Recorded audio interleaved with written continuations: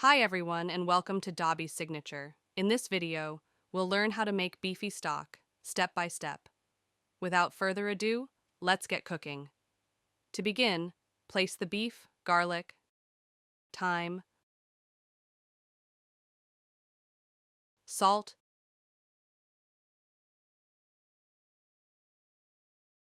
curry powder,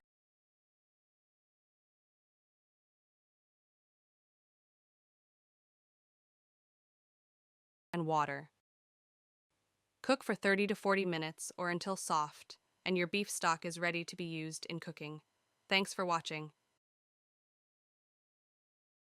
If you enjoyed watching this video, do give me a thumb up or hit the subscribe button so you don't miss upcoming recipes.